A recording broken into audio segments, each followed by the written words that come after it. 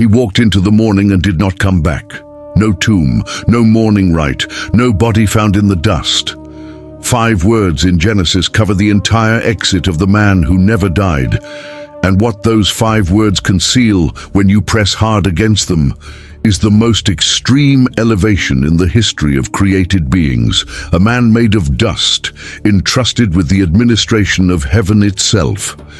In this exploration, we follow the 7th man from Adam into the only territory no map has ever fully covered, and find out what was on the other side of those 5 words.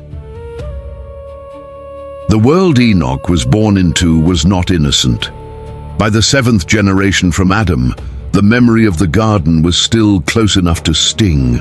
Adam himself had lived 930 years, long enough in a world where lifespans still stretched toward a millennium to tell his grandchildren what had been lost. Methuselah, Enoch's own son, would outlive him and nearly outlive the world.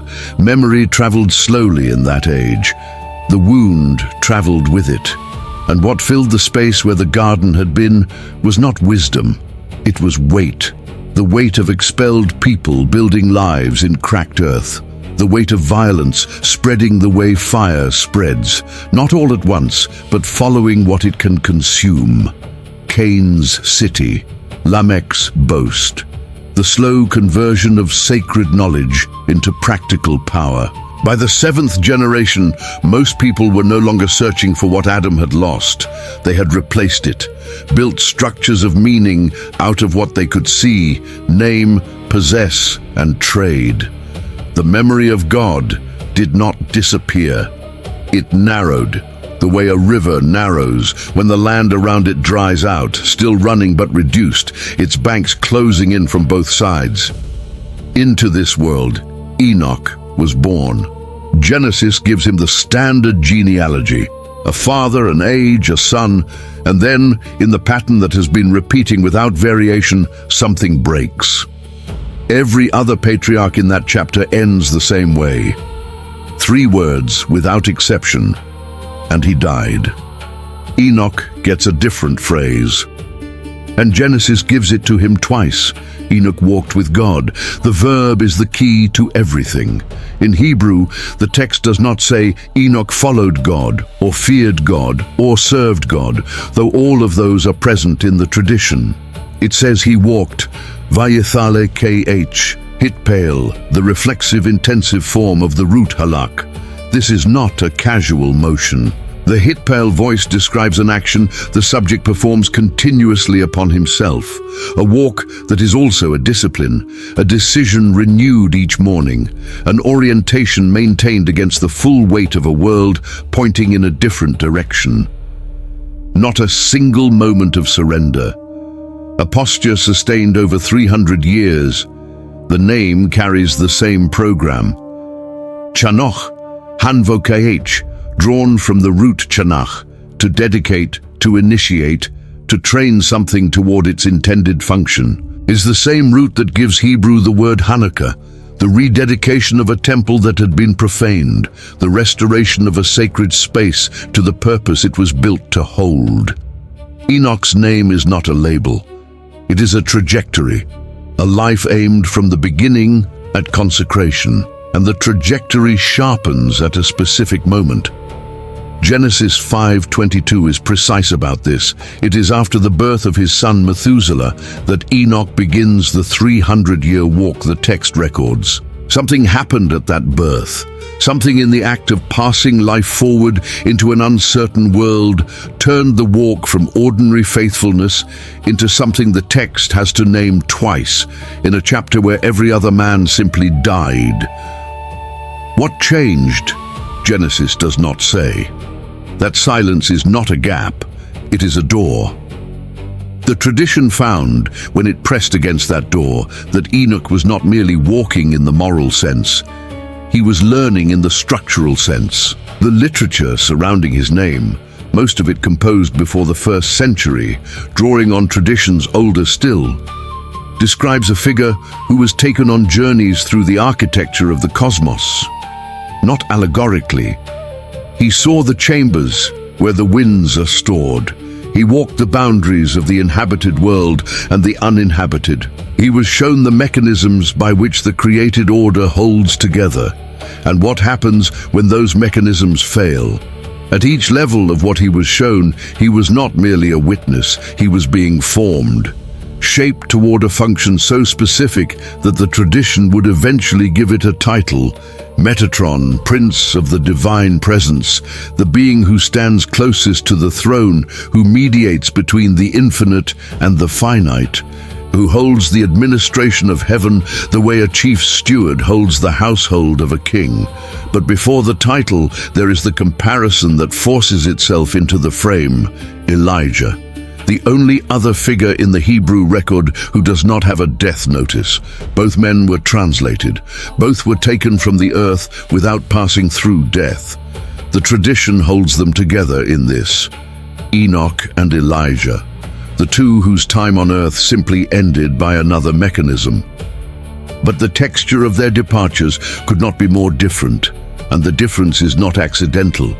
Elijah's departure is fire and noise, a chariot of fire, horses of fire, a whirlwind, and Elisha, watching every second of it, weeping, tearing his clothes in two, the exit of a warrior at the end of a visible war, witnessed, loud, the culmination of a public ministry that had torn the nation in half and put it back together.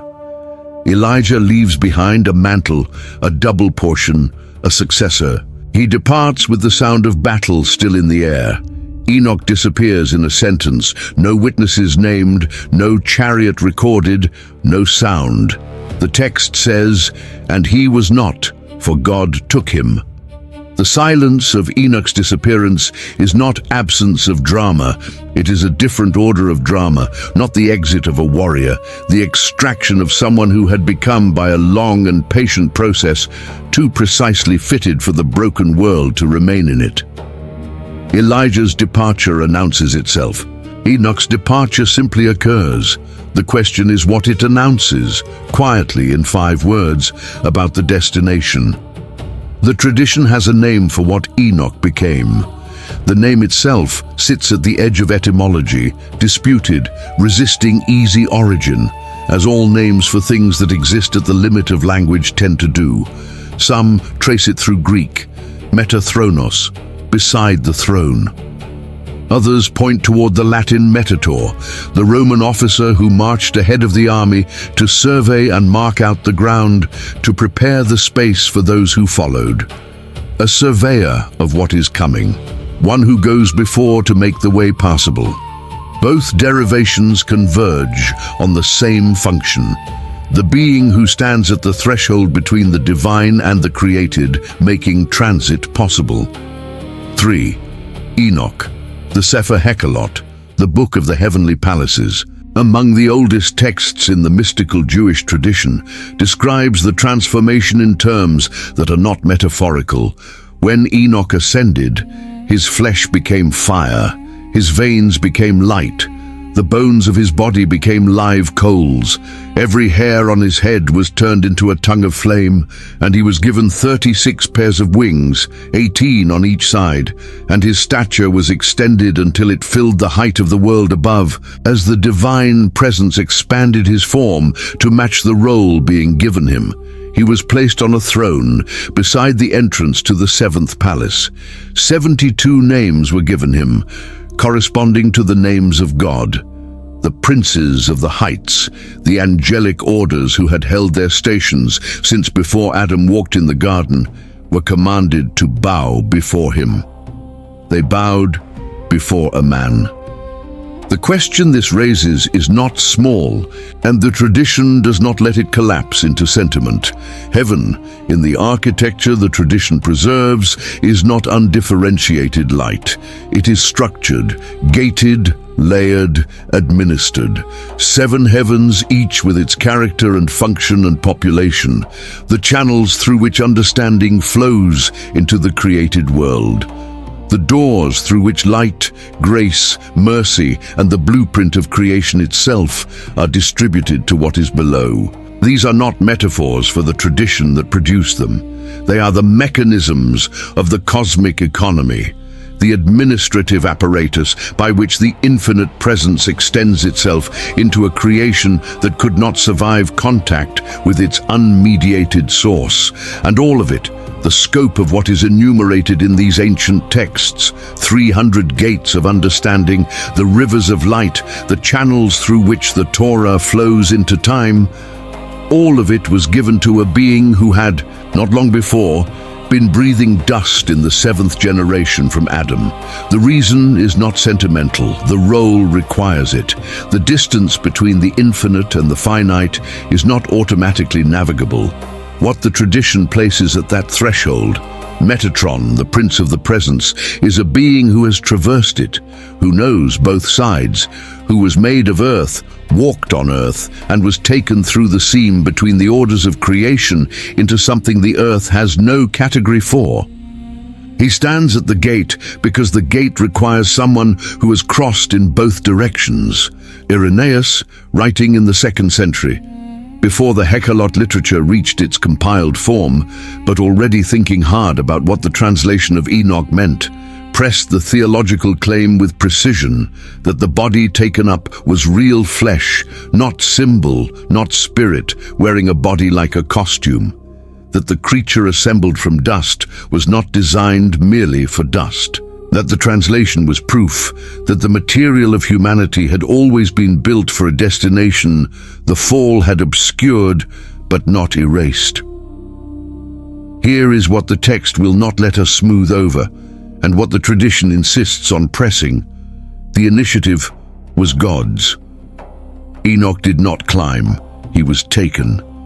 The verb in Genesis, way yikkach, and he took him, is the verb of a father taking a son by the hand. It is initiative, not response. Enoch did not break through to heaven by accumulated discipline. Heaven reached down. But the tradition is equally insistent on this, that reach was not arbitrary, that in a world where almost everyone had replaced the walk with something they could manage more easily, there was one man still walking toward what the world could not offer. The text marks his age at the moment of translation, 365 years, the number of days in a solar year. Whether this precision is deliberate or the record of a reality that simply has that shape, the tradition treated it as signal. Enoch had completed a cycle, not consumed by time, finished with it, having used it completely, leaving no morning uncommitted. What the translation of Enoch reveals about the divine is not merely that God rewards faithfulness. It reveals that at the farthest extension of faithfulness, at the edge of what the creature made from dust can become when it does not stop walking, the divine does not simply offer blessing, it offers transformation. It reorganizes the structure of what is to make room for what the creature has become. The exile from the garden was east. The walk of Enoch was back toward the source, 7 generations long without a map, against the full current of a world that had decided the source was too far to be practical.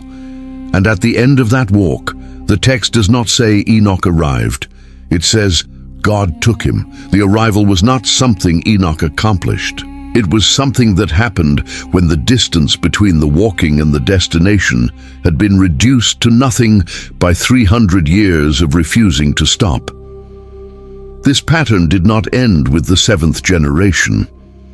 What the text preserves in those 5 words is not a biography of one unusual man who happened to walk in the right direction. It is a statement about the architecture of human faithfulness, about what it is capable of when it does not stop, when it does not trade the walk for the city, when it does not fill the silence left by what it cannot see with enough noise to make the loss bearable. There is something in human beings that has always been able to do this, and something in human beings that has always found reasons not to. The 7th generation from Adam was not uniquely hostile to the walk. Every generation since has offered the same exchange, the immediate and manageable in place of the distant and essential, the systems built from what can be touched, the meaning assembled from what can be possessed. And in every generation, there are people who accept the exchange and people who do not.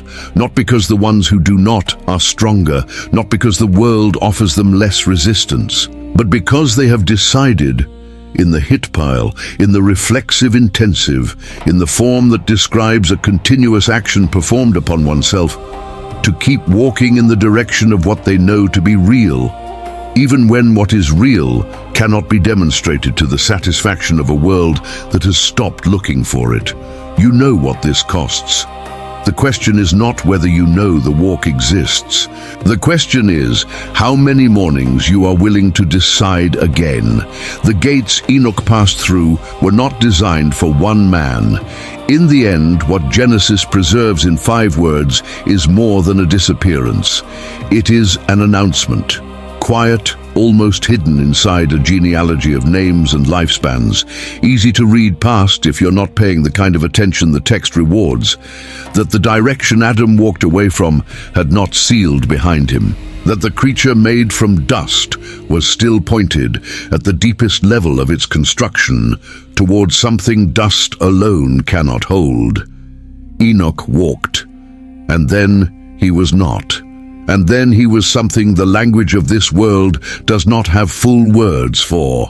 Standing at the threshold between the orders of creation, between the infinite and the finite, holding what was given him by the one who took him through.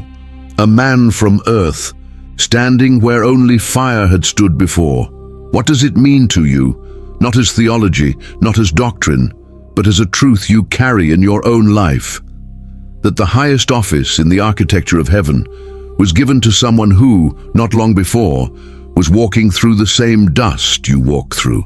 If this exploration opened something for you, this community goes deeper every week into what the text conceals and what the tradition has carried forward through the centuries. Subscribe and do not walk past the mystery.